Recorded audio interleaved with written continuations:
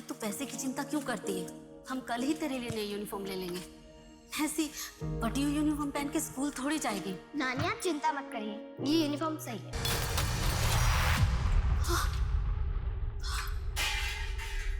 क्या कर रहा है सब तू? दिमाग खराब हो गया क्या तेरा? पैसे किधर है? मुझे पैसे चाहिए अभी क्या अभी।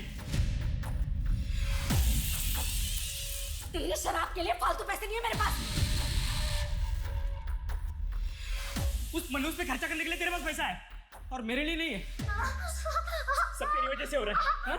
पहले तो अपने माँ बाप को भाग गई तू, अब इस घर में झगड़ा करवा रही है।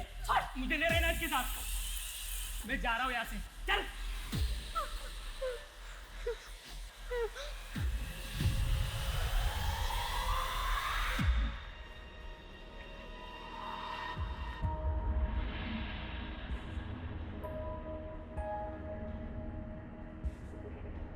नानी, मामा ठीक कह रहे थे, मैं सबकी जिंदगी में सिर्फ दुख लाती हूँ और परेशान नहीं करना चाहती, इसलिए दूर जा रही हूँ।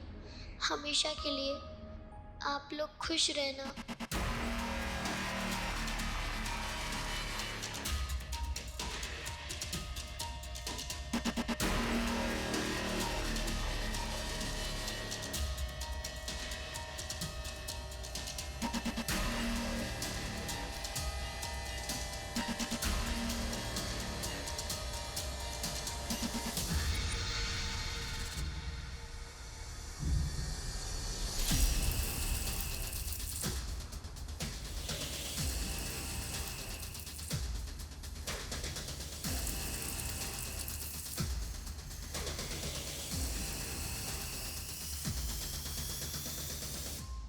गुस्से में उठाया गया कोई भी कदम हमें अक्सर तबाही की ओर ले जाता है। गुस्सा न सिर्फ दूसरों की जिंदगी बर्बाद करता है, बल्कि खुद के जीवन में भी जिंदगी भर का जहर घोल देता है।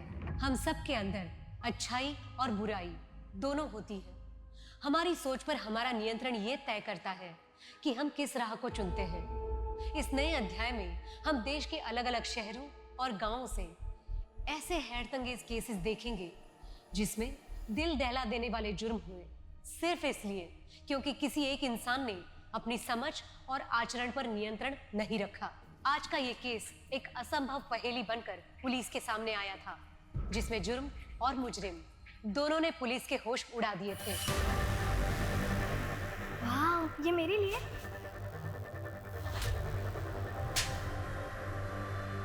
नमस्कार, मैं सोनाली कुलकर्णी क्राइम पेट्रोल सतर्क में आपका स्वागत करती हूँ।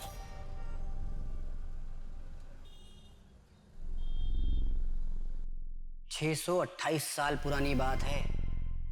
मांडवी के घने जंगलों में एक शक्तिशाली मायावी रहता था, जिसकी एकमात्र बेटी थी जिसका नाम था कल्की। कल्की के नैन नक्श एकदम बदसूरत थे, एकदम। लोग अक्सर उसे देखकर डर जाते थे, कुछ तो उसे डायन का रूप मानते थे। कल्की अक्सर अपनी परछाई से बात करती थी। कल्की को ऐसा लगता था कि एकमात्र परछाई ही उसकी दोस्त है। एक बार मांडवी के राजकुमार सूर्यदीप अपनी मंगेतर प्रियमोदा के साथ जंगल की सैर पर निकले।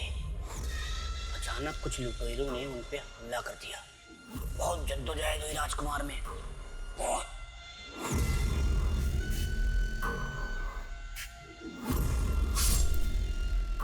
जिसमें रानी प्रियमोदा की मृत्यु हो गई। जान तो राजकुमार सूर्यदीप की भी जाने वाली थी, लेकिन कल्की ने उनकी जान को बचा लिया और कल्की राजकुमार को अपने घर ले आई। कल्की ने राजकुमार सूर्यदीप की बहुत सेवा की, बहुत सेवा की। पहली बार कल्की को अपनी सूरत पे गुस्सा आ रहा था, क्योंकि कल्की को राजकुमार सूर्यदीप से प्यार हो गया था। कल्की के पिता मायावी ने अपने जीवन भर की तपस्या अपनी बेटी कल्की पर न्यौछावर कर दिया और कल्की को प्रियमवदा का रूप दे दिया।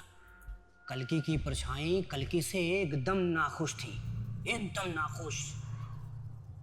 और क्या हुआ? क्या आप भी फिर से कल्की की कहानी लेकर बैठ गए? ये क्या नया शौक चढ़ा है आपको? डेली एक ही कहानी लेकर बैठ जाते हैं। होटल जाने में देरी नहीं हो रही? जा रहा हूं। और चंदन जगन तुम दोनों, तुम्हारे सारे काम खत्म हो गए हैं, आराम से बैठ के कहानी सुन रहे हो। चलो जाओ। जी मैम। और आप भी उठिए, गीजर ऑन कर दिया मैंने। चलिए चलो, लीजिए। Oh thank you. आज मैं थोड़ा जल्दी आने की कोशिश करूँगा। कार्तिक, नमित का कॉल आया था, वो आज लद्दाख ट्रिप से वापस आ रहा है। तो फाइनली उसको फुर्सत मिल गई। कोविड और लॉकडाउन के चक्कर में होटल का धंधा आधे से कम हो गया था। अभी जब धंधा स्टार्ट हुआ था तो वो दोस्तों के साथ ट्रिप पे निकल गया, वो भी होटल के अकाउंट से पैसे लेकर। कार्तिक, इतना भी क्या, भतीजा है आपका। अरे तुम नहीं समझोगी, पिछली बार भी मैंने उसको कुछ नहीं बोला था, लेकिन उसकी लापरवाही बढ़ती जा रही है। अच्छा आप रहने दीजिए। अदिति तुम बीच में मत बोलो, ये मैं हैंडल कर लूंगा। अच्छा मैं निकल रहा हूँ, मैं तुमको लाइव लोकेशन भेजता हूँ।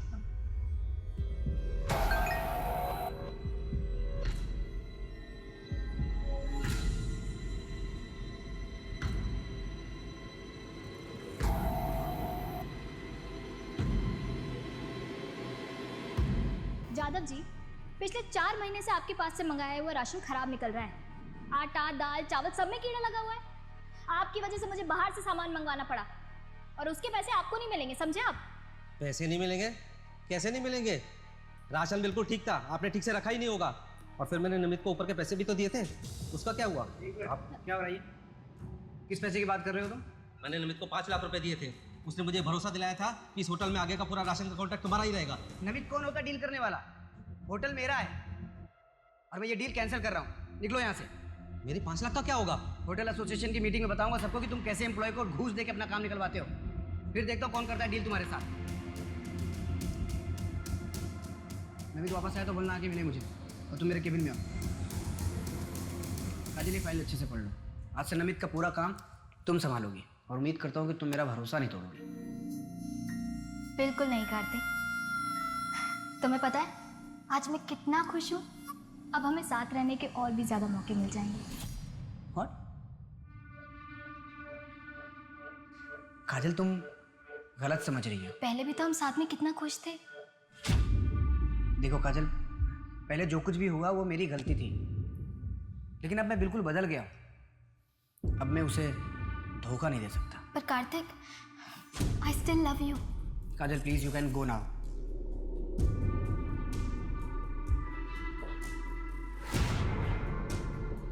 हाँ बस निकल रहा हूँ मैं। ट्रैफिक नहीं हुआ तो 20-25 मिनट पहुँच जाऊँगा। हाँ ठीक है, मैं डिनर गर्म कर लेती हूँ। हाँ ठीक है, लाइव लोकेशन भेजता हूँ मैं तुमको।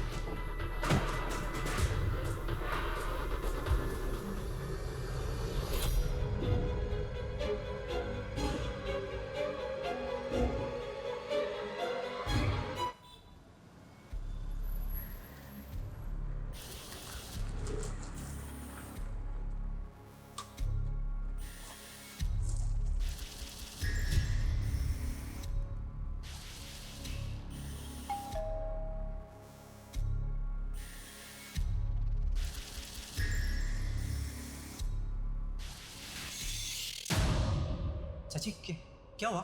नमित तुम कहाँ थे? मैं तुम्हें कल रात से कॉल कर रही हूँ, कितने मैसेज किए तुम्हें, तुम्हारा फोन क्यों बंद है?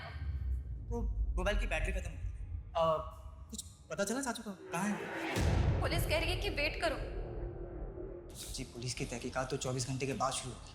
अब उनका लास्ट लोकेशन क्या था? अशोक रोड क्रॉस कर रहे थे। आप चिंता मत करो, मैं देखता हूँ। मैं भी तुम्हारे साथ चलती हूँ। ठीक है आओ। रुको रुको रुको। कार्तिक,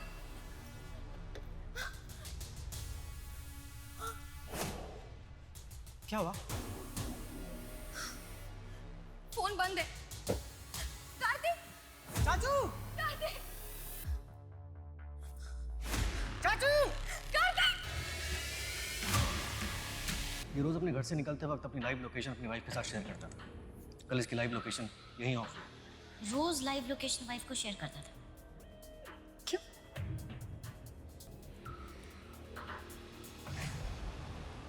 शर्मा देखो तो क्या है?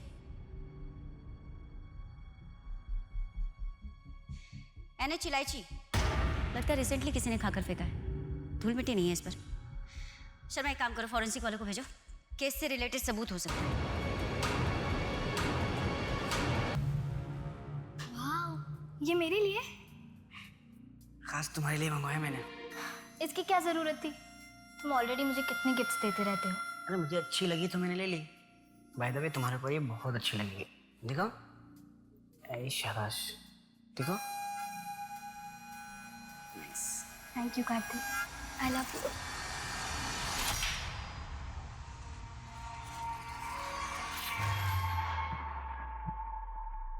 अरे अर्चित, कब तक सोएगा रे तू? चल जल्दी उठ, तुझे मिश्रा जी से मिलने जाना था ना। कितना मुश्किल से तेरा नौकरी का बात किया, अब उठ भी, जल्दी जा। क्यों दिमाग खराब कर रही है बुढ़िया? जा सोने दे। और तेरी वो 2% की छोटी मोटी नौकरी नहीं करनी मुझे। कुछ बड़ा करने वाला हूँ मैं। दिमाग खराब करती है बुढ़िया। अरे जी तू आ गई, चल मैं तेरे लिए नाश्ता लगा देती हूँ। नानी आप रोइए मत, जब मैं बड़ी हो जाऊंगी ना मैं सब संभालूंगी, आप चिंता मत करिए।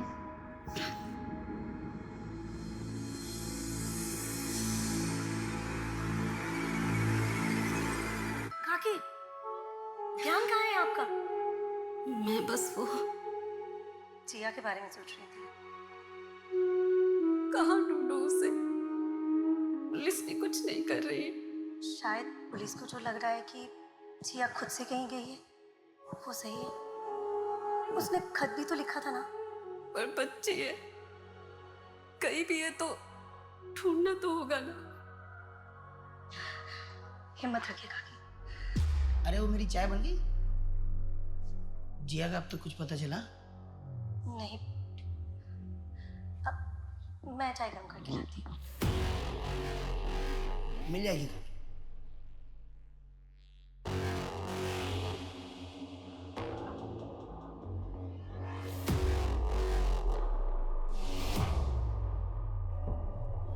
हाँ मैं भी, हाँ ठीक है मैं भेजता हूँ।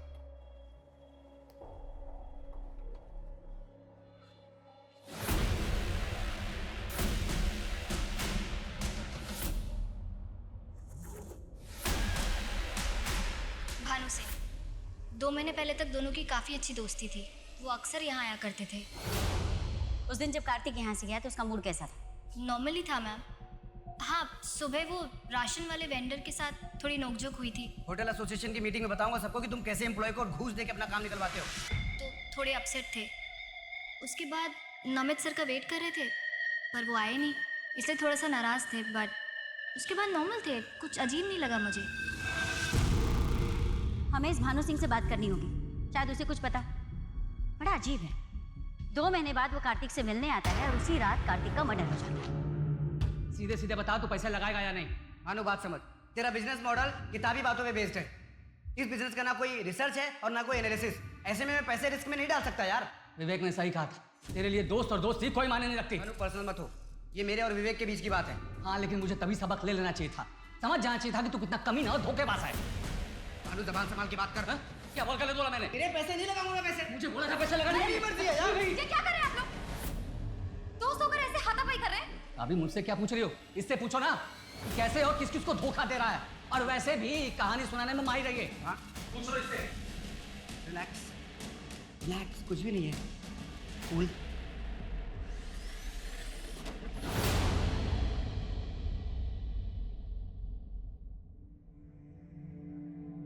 अरे माँ, आओ आओ आओ, ये देख मैं तेरे लिए क्या लाया। इतने पैसे कहाँ से आए तेरे पास? अरे माँ ये समझ ले, तेरे बेटे को बहुत बड़ी लॉटरी लग गई है। लॉटरी? कैसी लॉटरी? अरे माँ अब ये समझ ले कि तेरा बेटा बहुत बड़ा आदमी बनने वाला है। अब खड़े खड़े सब कहानी सुनेगी क्या? मुझे भूख लगी है, कुछ अच्छा सा खिला दे। चल तो फ्रेश हो जाता हूँ।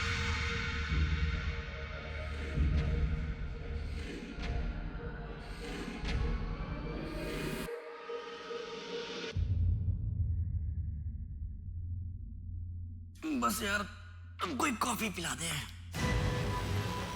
मैं नहीं बना रही। यार तुम्हारे किचन में मुझे समझ में नहीं आया। फ्रिज के अंदर दूध रखा है और ऊपर कॉफ़ी रखी, जाके बना लो। मैं नहीं बनाऊँ। ठीक है मैडम, कोई बात नहीं, मैं आपके लिए कॉफी बनाता हूँ।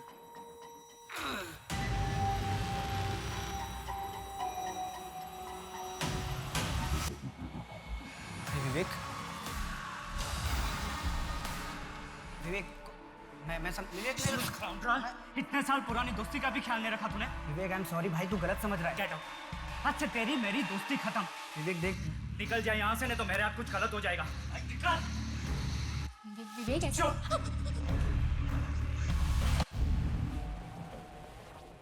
विवेक जल्दी करो, फ्लाइट मिस हो जाएगी। विवेक हाँ क्या हुआ? कुछ नहीं, चल।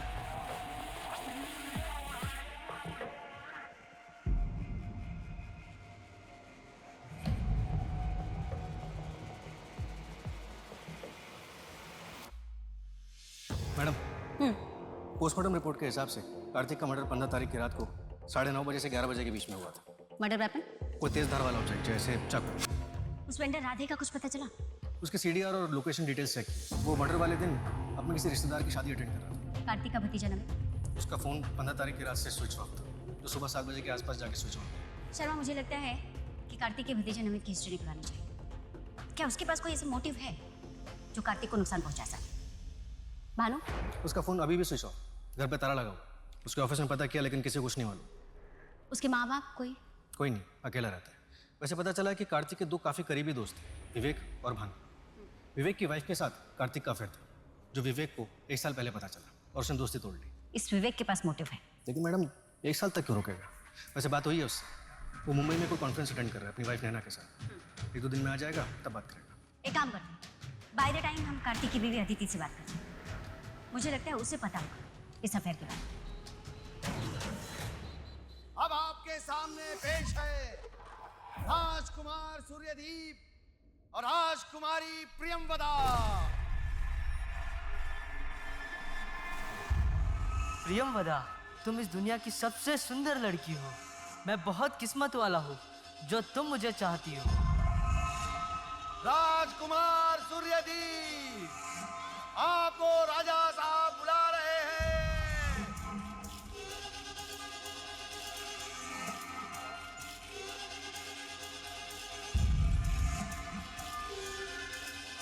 नहीं, ये सब एक धोखा है, ये सब एक झूठ है, ये सब एक झूठ है। ये है मेरा असली सच। कब तक ये सच मैं आप सबसे छुपाऊंगी? सत्य, असत्य, प्रत्यक्ष, अप्रत्यक्ष, किस जीवन का मैं चयन करूं?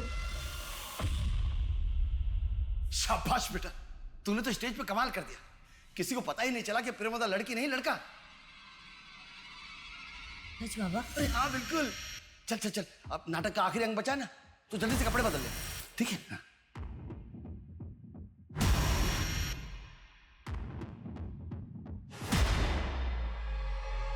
ये सब धोखा है, ये तू नहीं है। कैसा धोखा? मुझे सब सच में पसंद है। तुझे पसंद है तेरे बाबा को? मुझे इस नए रंग में इतना भी मत रंग कि मैं भी तुझसे दूर हो जाऊं।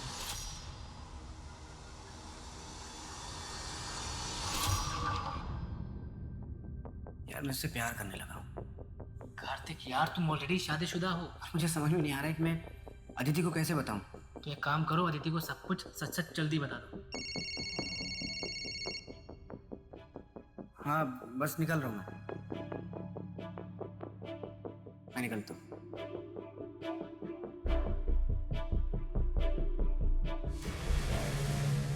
मुझे पता था कि कार्तिक का नैना के साथ अफेयर था, लेकिन ये 1 साल पुरानी बात है। विवेक ने कार्तिक से सारे नाते तोड़ दिए थे और तुमने उसे माफ कर दिया। कार्तिक अपने किए पे बहुत पछता रहे थे, इसलिए मैंने भी सोचा कि अपनी शादी को एक और मौका देना चाहिए। मैं पूरा भरोसा नहीं कर पा रही थी, लेकिन हम दोनों कोशिश कर रहे थे। नैना के बाद कार्तिक का कोई और अफेयर वगैरह? जी मुझे नहीं पता, लेकिन कार्तिक पिछले 1 साल से अपनी लाइव लोकेशन मुझसे शेयर कर रहे थे, प्रूफ के तौर पर, ताकि वो जहाँ पर भी रहें मुझे पता हो और मैं उन पर कभी शक ना करूँ। वो काफ़ी बदल गए थे। बदल गए थे मतलब? बहुत हंसमुख हो गए थे। हर सुबह बैठकर हम दोनों को कल्कि की कहानियाँ सुनाते रहे। कहाँ पढ़ी थी? कोई बुक, ब्लॉग? जी ये नहीं पता, लेकिन कार्तिक बहुत खुश थे। जिस दिन कार्तिक की डेथ हुई, I mean 15 अप्रैल को रात 9:30 से 11 के बीच में आप कहाँ थे? मैं अपने घर पर थी, कार्तिक का इंतजार कर रही थी। काफी टाइम तक जब कार्तिक नहीं आए तो मैंने उन्हें कॉल किया, लेकिन उनका फोन बंद आ रहा था। फिर करीब 11:45 के आसपास मैं पुलिस स्टेशन गई थी। मेरे घर के एंट्रेंस में सीसीटीवी कैमरा है, आप चाहे तो चेक कर सकती हैं, या फिर आप चंदन से भी पूछ सकती हैं।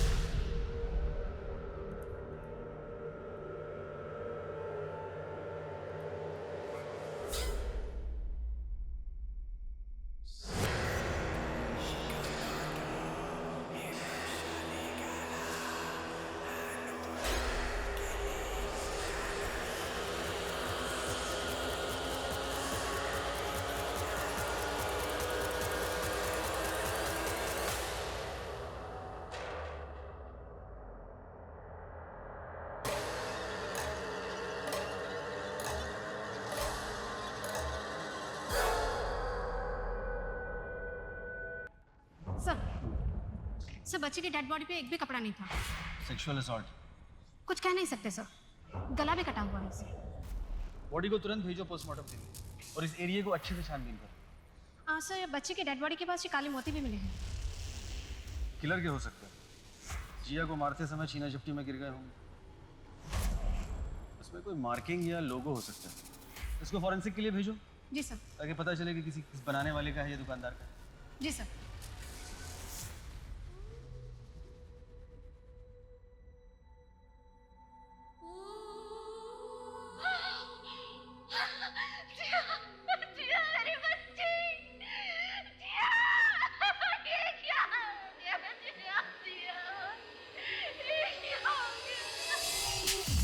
क्या मतलब है नाटक नहीं करना? बाबा, मुझे लड़कियों के कपड़े नहीं पहनना, सब लोग चिढ़ाएंगे मुझे। बेटा तू सबसे सुंदर प्रेमवदा है, तुझसे अच्छा कोई नहीं कर सकता। बाबा, मैं सूर्यदीप बन जाऊं? नहीं, तू प्रेमवदा ही बनेगा, ये मेरा आखिरी फैसला है। जल्दी बाहर आ जा। खाना ऑर्डर किया है, खा लो। मुझे भूख नहीं है ना। ऐसे तो आपकी तबीयत खराब हो जाएगी। सच बताओ, क्या कार्तिक को तुमने? क्या? ये आप क्या बोल रहे हैं? जिस रात उनका मर्डर हुआ तुम कहाँ थे?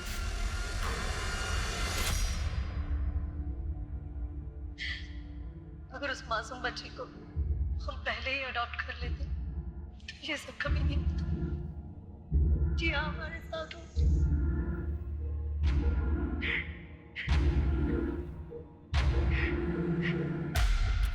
मैडम, कार्तिक का भतीजा नमित, उसके बारे में एक इन्फॉर्मेशन मिली। ये एक हैबिचुअल जुआरी, सट्टेबाजी, जुआ, ये उसकी कमजोरी है। उसके ऊपर काफी उधारी भी है। हर थर्सडे को वो एक इलीगल बैटिंग पार्लर में जाता है जो विजयनगर में। ये अशोक रोड वाले जंगल के बगल में है ना, जहाँ से कार्तिक की डेड बॉडी मिली। 15 अप्रैल को जिस दिन कार्तिक की मौत हुई, उस दिन भी थर्सडे, यानी कि हादसे के वक्त नमित उसी एरिया में, राइट? हाँ, पप्पू ने बताया था कि उस दिन नमित बैटिंग पार्लर गया था।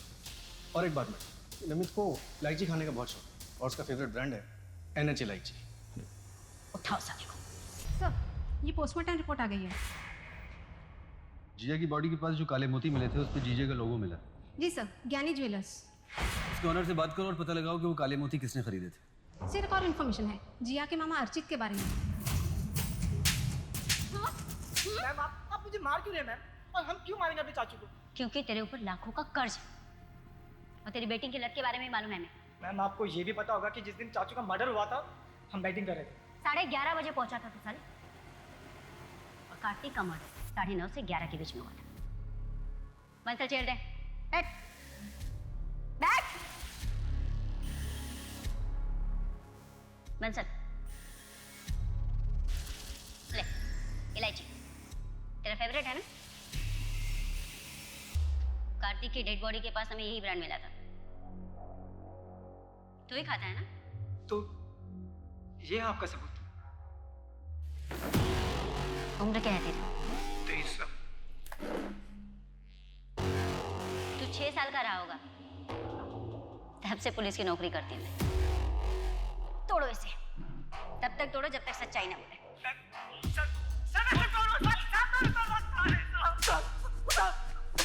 बस कीजिए साहब, बोलता है? मैंने कुछ नहीं किया है साहब। आज ही तेरे दोस्त को औरतों की तस्करी के रैकेट में अरेस्ट किया। पिछले 2 हफ्ते से तुम दोनों के बीच में कुछ ज्यादा ही बातचीत चल रही थी और अचानक जिया गायब हो गई और तू अमीर हो गया। हाँ? कहीं तूने जिया को बेच तो नहीं दिया उसके हाथ में? नहीं साहब, मैंने तो बस जिया की माँ के गहने बेचे थे। और अगर आपको सवाल करनी है ना तो उन लोग से कीजिएगा जो जिया को गोद लेना चाहते थे। हाथ धो के पीछे पड़े थे साहब मेरी माँ के जिया को गोद लेने के लिए। मैंने कुछ नहीं किया है साहब। हाँ हाँ बेटा, आई एम सो सॉरी। पापा है ना, पापा आपको होमवर्क करवा देंगे। पक्का पक्का संडे को मम्मा आपके और पापा के साथ गार्डन जाएंगे, promise. Bye bye, love you. Okay Pari, love you बेटा, बाय। बच्चे भी ना। मैडम ये फॉरेंसिक टीम को कार के मैट के नीचे से ज्वेलरी मिली। अदिति से बात हुई लेकिन ये उसका नहीं है। नहीं, अदिति की हो भी नहीं सकती क्योंकि वो बहुत फाइन ज्वेलरी पहनती है। डेलीगेट से पीसेस होते हैं। ये तो इसके लोगों से पता करवाते हैं। ये काले मोती गानी ज्वेलर्स के यहाँ से ही खरीदे गए थे। खरीदे कैसे? कुछ पता चला? नहीं सर, बहुत कॉमन है। ज्वेलर से तो हमें सारे रिकॉर्ड चेक करके बताएं इमीडिएटली। राजन और मैं जिया को अडॉप्ट करना चाहती थी, लेकिन मालती काकी जिया के बगैर रह नहीं सकती थी, तो उन्होंने मना कर दिया। और इस गुस्से में आप लोगों ने जिया को मार दिया? ये कैसी बातें कर रहे हैं सर आप? मैं भोपाल में नया बिजनेस सेटअप करने वाला हूँ और शायद हमें वहीं शिफ्ट होना पड़े। और इसी के रहते हम लोगों ने काकी पे प्रेशर नहीं डाला। शर्मा, वो कहानी जो कार्तिक सबको सुनाता था, उस बुक का कुछ पता चला? नहीं मैडम, पर उस कहानी का हमारे किससे क्या लेना देना? पता नहीं, मुझे लगता है कि हमें वो कहानी जाननी चाहिए। आखिर उसका अंत क्या था? पता करता हूँ मैडम। वैसे वो ब्रेसलेट जहाँ से लिया गया था उसका पता चल गया, ज्ञानी ज्वेलर्स। किसने खरीदा था? कार्तिक ने? यस मैडम, बिल उसी के नाम पे है और साथ ही एक मेंस ब्लैक पर्ल ब्रेसलेट भी लिया गया था। एक विमेंस ब्रेसलेट जो उसकी बीवी के लिए नहीं था, साथ में एक मेंस ब्रेसलेट। किसके लिए खरीदा होगा? और एक बात, शॉप के ओनर ने बताया कि उसे किसी दूसरे पुलिस स्टेशन से भी फोन आया था इन्हीं काले मोतियों के बारे में पता करने के लिए। इंस्पेक्टर का नाम? भास्कर यार, तुझे ऐसे स्माइल करते देख मुझे अजीब सा लग रहा है। वैसे भानु, तुझे देख के अच्छा लगा? सर बस सिर्फ ये देखना है इस बार अदिति भाभी को किसके लिए धोखा दे रहा है। भी नहीं यार।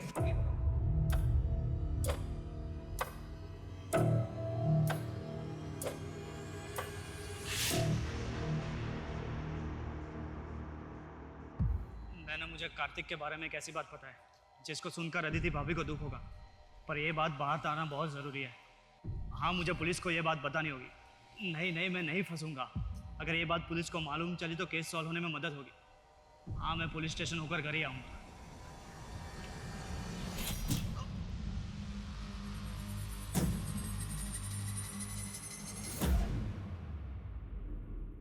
मैडम मुझे तो कोई कनेक्शन नहीं दिख रहा। सिंह के केस में एक बच्ची का मर्डर होता है और हमारे केस में एक आदमी का। दोनों में बस एक ही बात कॉमन है कि दोनों का गला काट के उनकी हत्या की गई।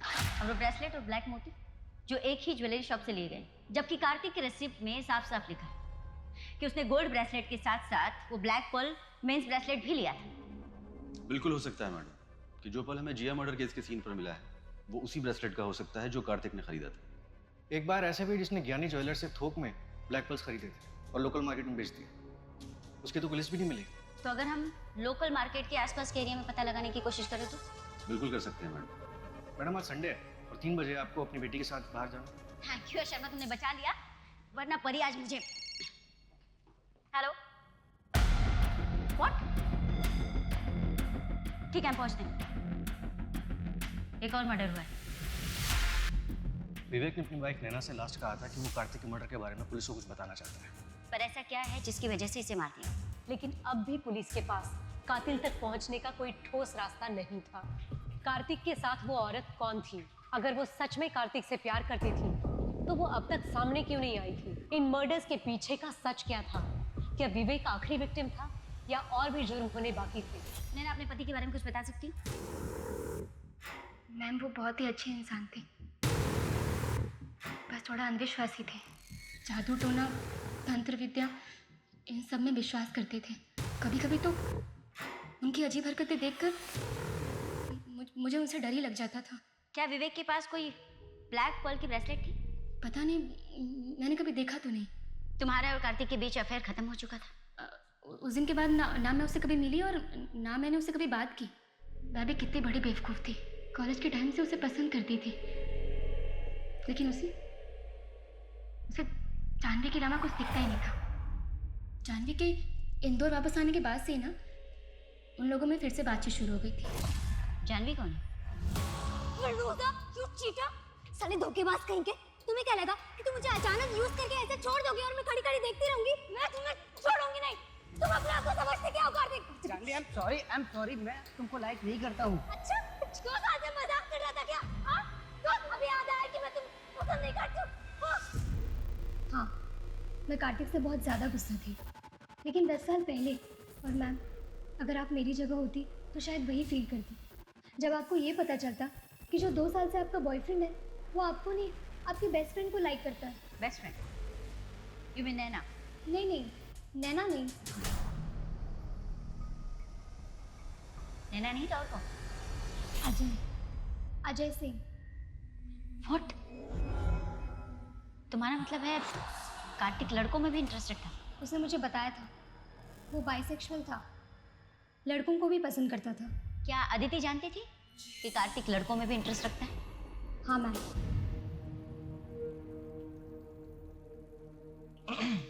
आप ठीक हो? हाँ, मुझे क्या हुआ है? तुझे पुलिस ने छोड़ दिया? हाँ, उनके पास मेरे खिलाफ कोई सबूत ही नहीं था। आपको पता है कि चाचू को लड़कों में इंटरेस्ट? खाना फ्रिज में रखा है, खा लेना। एक बात खटक रही है शर्मा, कार्तिक महाजन की जिंदगी में अचानक से ऐसा क्या हो गया कि वो खुश रहने लगा था, शांत हो गया था? आखिर क्या? कहानियां सुनाने के नए शौक के अलावा? असली नाटक में परछाई का कोई जिक्र नहीं था। ये परछाई वाला एंगल इस नाटक में डाल के इसे नया रूप दिया है। और ये काम सिर्फ वही कर सकता है जिसे न सिर्फ ये नाटक मुंह ज़बानी याद हो, बल्कि सावेर में इस नाटक का पात्र भी रह चुका। यू मीन राइटर प्रकाश त्यागी का बेटा दिनेश? Right madam. और जो कहानियां वो सुनाता था वो 14-15 साल पुरानी है। मध्य प्रदेश के सांवेर जिले में कोई नाटक होता था, उसकी कहानी? हाँ मैडम, काफ़ी फेमस नाटक है। मेरे कॉलेज के हिंदी के प्रोफेसर ने बताया कि कल्कि की कहानी राइटर प्रकाश त्यागी ने लिखी, लेकिन अनफॉर्चुनेटली 15 साल पहले उनका शेड्यूल से लिखने की वजह से देहांत हो गया और इस वजह से ये नाटक अभी छपा नहीं।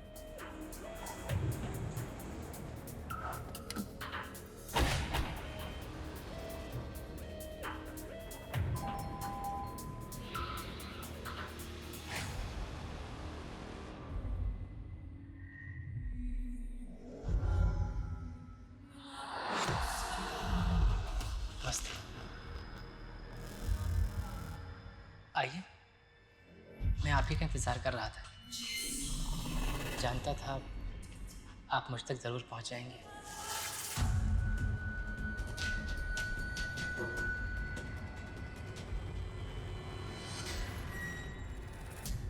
Thank you. दिनेश, आपने पुलिस को फ़ोन करके बताना ज़रूरी क्यों नहीं समझा? मैम, मैं अदिति को और परेशान नहीं करना चाहता था। क्या आप नहीं चाहते कि जिसने भी कार्तिक का मर्डर किया उसे सजा मिले? उससे क्या होगा मैम? कार्तिक वापस तो नहीं आ जाएगा? आपका ऐसे लड़कियों की गेटअप में रहना, I mean, कार्तिक को इससे कोई प्रॉब्लम नहीं थी?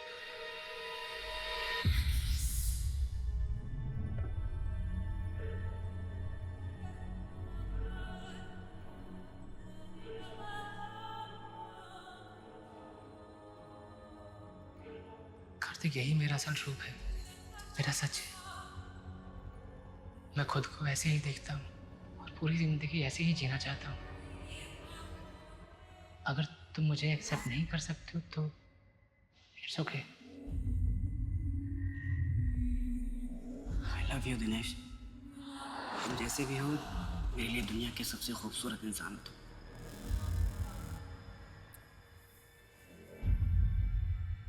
एक दूसरे में हमें जिंदगी मिल गई थी, जैसे सूर्यदीप और कल्कि। आप जानते हैं इस नाटक के बारे में? शुरू के 2 अंक, आखिरी में क्या हुआ? वही जो हर नाटक में होता है, दुख, विलाप और मौत। कल्कि ने सूर्यदीप को अपनी हकीकत बताने का तय किया और सूर्यदीप के सामने अपने असल रूप में आ गई। कल्कि का कुरूप देखकर सूर्यदीप ने कल्कि को जान से मार दिया। घायल कल्कि जमीन पर पड़ी हुई थी। तभी कल्कि की परछाई उसके सामने प्रकट हुई। कल्कि को उसके असल रूप में देखकर उसकी परछाई उसमें समा गई। इस तरह कल्कि को दोनों मिल गए, उसकी परछाई भी और सूर्यदीप के साथ बिताए कुछ पलों की खुशी भी। जिस तरह कुछ खुशी के पल मुझे मिले कार्तिक के साथ। कार्तिक शादीशुदा था और पिछले 6 महीने से आपके साथ रिलेशनशिप में भी। ये बात उसने अपनी पत्नी को नहीं बताई। आपको इस बात से कभी कोई आपत्ति नहीं? I mean, इस तरह के रिश्ते और ये दोहरी जिंदगी बहुत ही घातक होते हैं। मैंने कार्तिक को नहीं मारा है। अगर आपके सवाल खत्म हो गए तो प्लीज आप जा सकती हैं। 15 अप्रैल रात 9 बजे से 11 बजे के बीच में आप कहाँ थे? नाट्य कला केंद्र में कन्वेंशन था, मैं पूरी शाम वहीं था। रात 12 बजे के बाद घर लौटा। आप चाहें तो वहाँ मौजूद लोगों से पूछताछ कर सकते हैं। एक आखिरी सवाल दिनेश, आपने अपने पिता के नाटक में परछाई क्यों ऐड की? मैम, परछाई हर इंसान का दर्पण होता है। मेरी परछाई भी मेरा आईना है। मैं बस सबको यही बताना चाहता था। Okay, I will help you to solve the sum. Bye. Madam, Dinesh सच बोल रहा था। कार्तिक के मर्डर के वक्त वो कन्वेंशन में ही था। कहीं कुछ छूटा तो नहीं ना चलना? सीसीटीवी रिकॉर्डिंग मैंने खुद चेक की है, तो वहीं था। पीएसआई शुक्ला को अपडेट कर दिया दिनेश के बारे में? कर दिया, लेकिन जिया और दिनेश के बीच कोई लिंक नहीं है। मैम, भानु का फोन ऑन हुआ है, एक होटल में छिपा बैठा है। टीम निकल गई है उसे अरेस्ट करने। गुड। मैं अभी भी तेरे प्रोजेक्ट में इन्वेस्ट करने के लिए तैयार नहीं हूँ। नहीं यार, वो बात नहीं। मैं बस तुम्हें सॉरी बोल आया हूँ। उस दिन कुछ ज़्यादा ही झगड़ा कर लिया था। मेरी समझ में आ गया है कि मेरा प्रोजेक्ट फुल प्रूफ नहीं है। नहीं देख, तेरा कंसेप्ट अच्छा है, लेकिन थोड़ा वर्क कर उस पर कभी आराम से बैठ के बात करेंगे। हाँ ठीक। अच्छा सुन, मुझे थोड़ा दिनेश से मिलना है, मैं तुझे बाद में बात करता हूँ।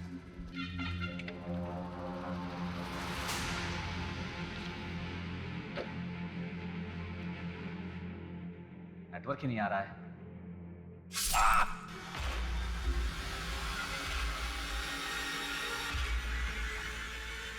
उसके बाद मैंने एक बार भी पीछे मुड़कर नहीं देखा। बहुत ज्यादा डर गया था। जो पहला होटल दिखा उसी में चेक इन कर लिया और फोन स्विच ऑफ कर दिया। आखिर कौन विश्वास करेगा मेरी बातों का? सही सोचा तूने। तेरी किसी कहानी पे हमें जरा सा भी भरोसा नहीं। तेरी सारी कहानी झूठी है। हमारे पास वीडियो प्रूफ है कि कार्तिक के मर्डर के वक्त दिनेश कहीं और था। नहीं, मैं सच बोल रहा हूँ। मैंने उसे अपनी आंखों से देखा है। वो आदमी जिसने कार्तिक का गला काटा, उसका खून पिया, वो दिनेश ही था, कोई और नहीं था। मैं उससे पहले मिल चुका हूँ विवेक के साथ। मुझे तो लगता है कि विवेक को भी उसी ने मारा है। वो मुझे मार डालेगा। आप मुझे बचा लीजिए। चुप कर। कहानियां बनाना बंद कर। अगर जिसे देखो एक नई कहानी बनाना शुरू कर देता है। शर्मा, इसे कस्टडी में रहने दो, उसका डीएनए करवाओ। हाँ मैडम, मुझे यही रहने दीजिए। मैं बाहर निकलूंगा वो मुझे मार देगा। मैं जेल में सेफ हूँ मैडम, मुझे यही रहने दीजिए प्लीज। मुझे यही रहने दीजिए। कि भानु खुद जेल में ही बने रहना चाहता है। अगर इसने मर्डर किया होता तो डेफिनेटली कन्फेस कर देता। मैडम, मैं बता रहा हूँ आपको, ये नाटक कर रहा है। दिनेश इजी टारगेट है। अगर हमारे पास वीडियो प्रूफ नहीं होता तो हम भी उसकी बातों में आ जाते। बात तो सही कह रहे हो। एक ही वक्त पे एक बंदा दो जगह तो नहीं हो सकता।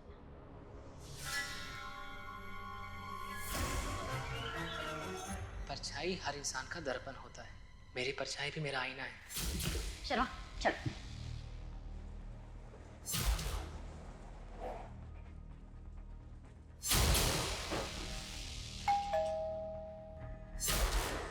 आप लोग क्या? नहीं, आप ऐसे क्या ढूंढ रहे हैं आप?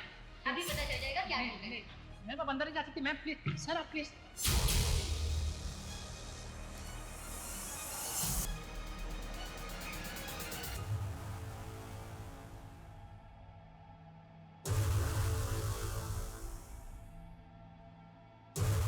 इस नए रंग में इतना भी मत रंग कि मैं भी तुझसे दूर हो जाऊं। तो ये है तुम्हारी परछाई। लेके आओ दोनों को बाहर।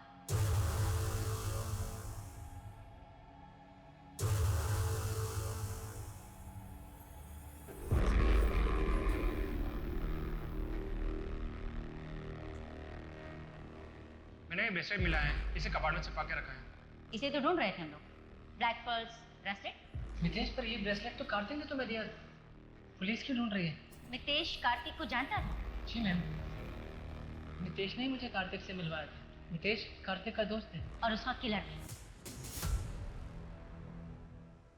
ले चलो इसे। बोल तो रहा हूँ नहीं निकलूंगा बाहर, और पकड़ा भी गया ना तो कुछ बोलूंगा नहीं। हाँ मितेश, कब तक यहाँ छुपे रहोगे? यार दिनेश, ये ड्रग केस में ना गलत फंस गया मैं। यहाँ से बाहर निकलूंगा पुलिस पकड़ लेगी। देख, कुछ दिन की बात और है, जैसे ही पैसे इकट्ठा हो जाएगा ना, हम दोनों यहाँ से कहीं दूर चलेंगे।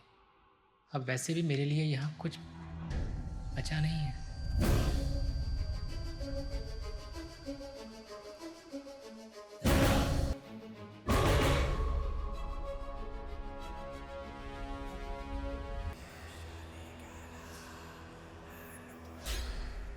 मैं बाबा पार्शनाथ से मिला, उन्होंने मुझसे कहा कि मुझे बलि देनी हो। बाबा ने कहा कि मुझे 27 बालिग आदमी या औरतों की बलि देनी। बालिग? तो तुमने जिया को क्यों मारा? नहीं नहीं नहीं नहीं, बाबा ने कहा था 27 नर, अब वो आदमी हो, औरत हो, बच्चा हो, फर्क नहीं पड़ता, तो मैंने मारा। फिर तो तुम्हारा टारगेट पूरा हो गया था। फिर तुमने कार्तिक और विवेक को क्यों मारा? विवेक 27वीं बलि थी। मैडम, मुझे ये नहीं पता था कि विवेक दोस्त है। तुम्हारे घर की टेबल पर उसकी फोटो है और तुम्हें पता नहीं था कि विवेक दोस्त है? जब मैंने मारा तो अंधेरा बहुत था, चेहरा दिखा नहीं। तुमने एक आदमी की जान ले ली और तुमने उसका चेहरा तक नहीं देखा। मैडम आप बिल्कुल सही थे। सबकी लोकेशन डिटेल्स निकाल कर क्रॉस चेक किया तो 3 मैचेस निकले। जिस दिन विवेक का मर्डर हुआ था उस दिन मितेश के अलावा बाबा के आश्रम 2 और लोग भी मिलने गए थे। यू मीन हमारे पास सारे सबूत हैं? सीडीआर रिपोर्ट, लोकेशन डिटेल्स, सब में पक्का मैच। बैकग्राउंड निकालो तो पता चला सब कॉलेज फ्रेंड्स, और 10 महीने पहले ही अब बस ऑनलाइन बात होनी शुरू हुई। तो उठाओ सबको, सोचने के।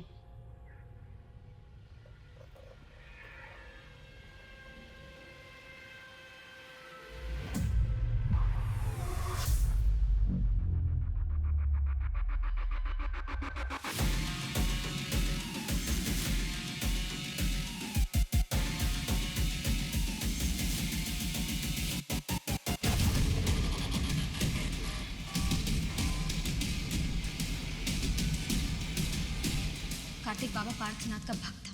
उसके कहने पे हमने बाबा को अपनी सारी प्रॉब्लम्स बताई। बाबा ने कहा कि 10 लाख लगेंगे और तुम्हारी सारी प्रॉब्लम सॉल्व हो जाएगी। और बाबा ने मितेश के अंधविश्वास का इस्तेमाल करके नरबली के नाम पर उससे कार्तिक और विवेक का मर्डर करवाया। हाँ, ये पूरा प्लान मेरा था। हमारी 6 साल की शादी में झूठ, धोखा, अफेयर और चीटिंग के अलावा कार्तिक ने मुझे दिया क्या? एक मैं ही थी जो अपनी शादी को बचाने की कोशिश कर रही थी। ना सेटिस्फेक्शन दे पाया और ना ही बच्चा। फिर मुझे पता चला कि उसे लड़कियों से ज्यादा लड़कों में इंटरेस्ट है। कार्तिक ने तुम्हारे साथ जो किया बहुत गलत किया, लेकिन कार्तिक से बदला लेने के चक्कर में तुमने जो किया वो हैवानियत की हद है।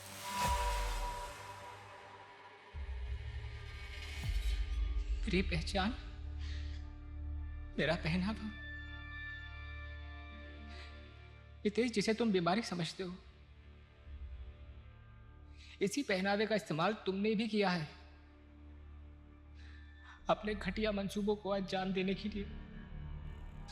पूरी दुनिया, कानून सब मुझे अपना चुके हैं, एक तुम ही हो जो मुझे अपना नहीं पाए। मितेश, बीमार मैं नहीं हूं, तुम हो बीमार। काफी लंबी तफ्तीश के बाद बाबा पार्थनाथ की चौंका देने वाली सच्चाई सामने आ चुकी थी। अदिति और राजन की तरह और भी लोगों से उनकी जिंदगी का कांटा हटाने के नाम पर पैसे लेते थे और मितेश से नरबली के नाम पर ये खून करवाते थे। ऐसे केसेस के बारे में सुन के लगता है कि लोगों ने तकनीकी उपलब्धियों को तो अपना लिया है, लेकिन कहीं ना कहीं पुरानी सोच के दायरे के पार नहीं देख पा रहे हैं। ये बात समझनी और दूसरों को समझानी होगी कि हर इंसान को उसके मन मुताबिक जिंदगी जीने का पूरा हक है। ये बदलाव प्रगति की ओर सच्चा कदम होगा। इसी के साथ मैं सोनाली कुलकर्णी आपसे विदा लेती हूँ। फिर होगी आपसे मुलाकात एक नए केस के साथ क्राइम पेट्रोल सतर्क में।